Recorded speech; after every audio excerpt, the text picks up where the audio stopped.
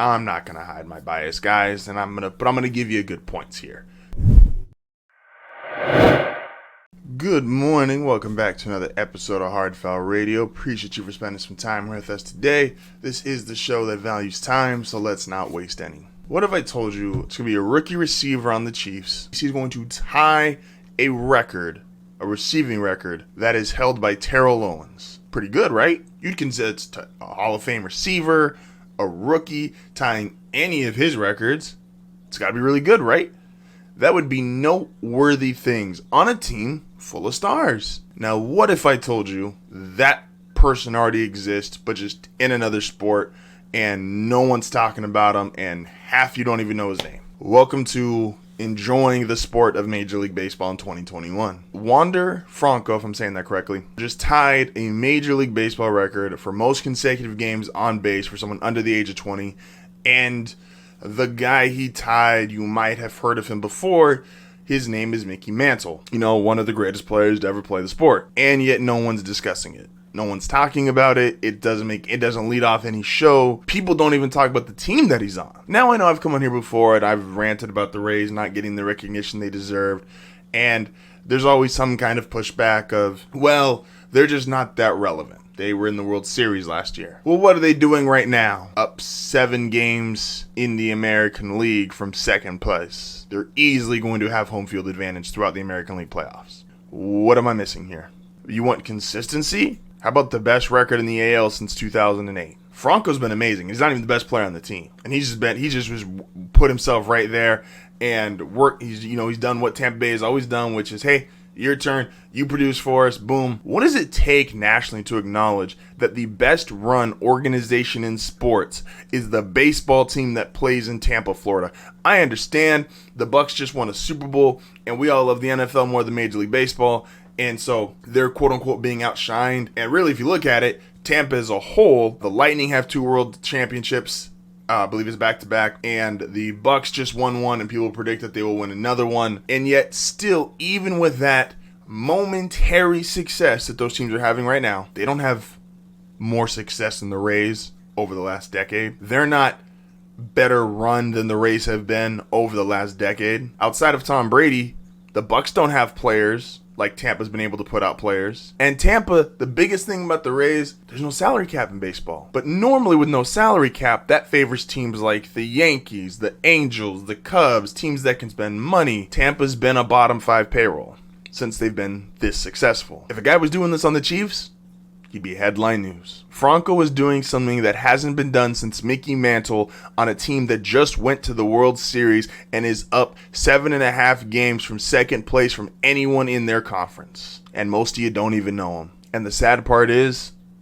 he was the number 1 prospect in baseball. Imagine a number 1 overall pick coming in, tying a record from a legend of the sport on a contending team. Man, baseball's in a bad spot. You know, it's not in a bad place, though, is the NFL. And yesterday I did my NFC predictions for the season. I don't do win and loss record. I just give you who my 7 playoff teams will be. And then tomorrow's show, I will break down where I have them seated and who I have them playing. I'll kind of go game by game, and I will go all the way to the Super Bowl and give my Super Bowl predictions. The AFC, though, we're going to start with what I believe to be the easiest division to call. And it's also the worst division to call. But that's the AFC South. I have seen a lot of people in mainstream media say the Colts, they have the roster, they're going to do this, and their roster's great. Now they have Carson Wentz. And the reality is Carson Wentz is coming off the worst season of his career, and he's not vaccinated, which matters. He's already missed practice time due to COVID. Did we all just forget Derrick Henry's been the best offensive player that's not playing quarterback in the league the last 2 seasons? I understand they just lost their offensive coordinator, who's now the head coach of Atlanta.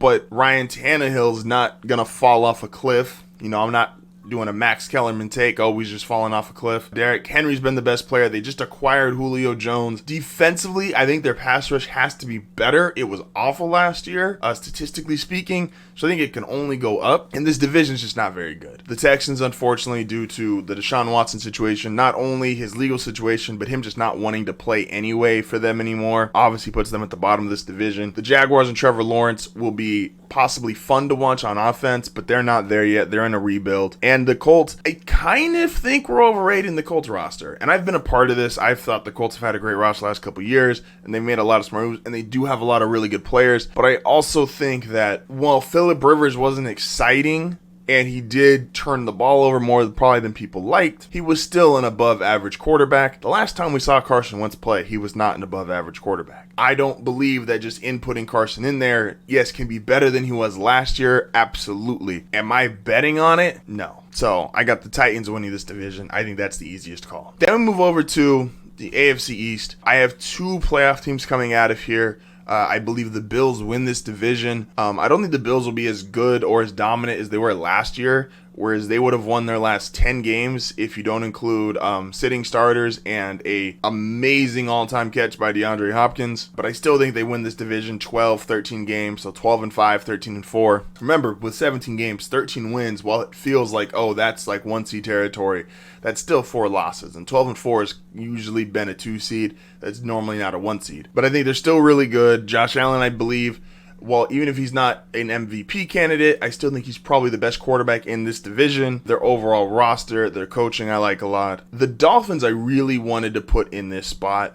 Something about them, I just can't. I think Tua's going to be good, but not. They're a bunch of good, but not great. And I think you're going to need to be in that great, really, really good category to make the playoffs in the AFC this year. I do think the Patriots make it. While I wasn't thrilled about Cam Newton getting released and still thought he would have been the better option right out of the gate week 1, I have a rule on the show. I don't bet against Tom Brady. I don't bet against Bill Belichick. If Bill genuinely feels like, all right, Mac is our guy, we're starting with him week 1, they might not get off to a crazy start, but I do believe by week 7, week 8, this will be one of the best teams in football. Then we go over to the AFC North. I have 2 teams coming out as well from this division. I have the Ravens still winning this division. Everybody knows how I feel about Lamar. I still think he's the best quarterback in this division. I still think the Ravens have the best roster in this division. Now, the J.K. Dobbins injury does hurt. I think the running backs benefit the most from this offense. I think the fact they have a quarterback like Lamar who can run, throw, do all these different things, I think a running back is more interchangeable in this offense versus anything that Lamar might be boosted from this offense. Now, it's close. I think this is the one division that could come down to 2 teams at the top with the same record, but a tiebreaker. I think the Ravens match up great against Cleveland. So even if these teams both were to be 12-5, which I think is very realistic, I think Baltimore beats them both times. And that would give Baltimore the tiebreaker, and thus Baltimore would win the division. The Browns, though, are my second team as the wild card. I think this is easily the best Cleveland team I've seen in my life. Cleveland's been historically bad my entire life, so that's not saying much. And I think Baker has another really strong year, but I think, honestly, the biggest difference is Lamar Jackson versus Baker Mayfield. I'm taking Lamar Jackson. So, obviously, this now puts us at 5 teams. There is 7. So, we go to the AFC West, and I'm not going to hide my bias, guys, but I'm going to give you good points here. So, obviously, the Chiefs win the division, right? This is probably just as easy as saying the Titans. The Chiefs are probably my second most confident pick, and arguably they could be my most confident pick, right? They're winning the division. Cool. Not arguing that. Mahomes, Hill, Kelsey, the offensive line, we get it. So, here's my thing. Why I think Denver can be better than the Raiders and Chargers this year. I've spoken about Teddy Bridgewater, just not being a gap quarterback when Teddy had really good talent around him. He went 6-0 with the Saints. Another thing to note, and everyone's going to go to last year with the Panthers, Denver has better personnel than Carolina did. Also, Carolina was 3-8 in 1-possession games. Normally, if you're great in 1-possession games one year, it balances out the next year. Or if you're terrible, it balances out. That will also balance out for Teddy Bridgewater. Because Denver was not good in 1-possession games or close games. And Denver's been the last 4 or 5 years, because of their inability to get over 20 points, they've lost a lot of low-scoring 1-possession games. I think that changes this year. Their defense is better than both the Raiders and the Chargers. Quarterback-wise, has a chance to production-wise. Now, I don't think he's as good as Derek Carr or Justin Herbert, but production-wise has a chance. He has a better set of receivers than either the Chargers or Raiders. He has a better offensive line than the Raiders or Chargers, who the Chargers improved their offensive line, but are going to be relying on a rookie at left tackle. The Raiders' offensive line is just kind of a mess right now. Denver will bring back an all-pro left tackle, a borderline Pro Bowl left guard, a all-rookie center, a Pro Bowl right guard, and right tackle will be its question mark, but it's been its question mark. But that's one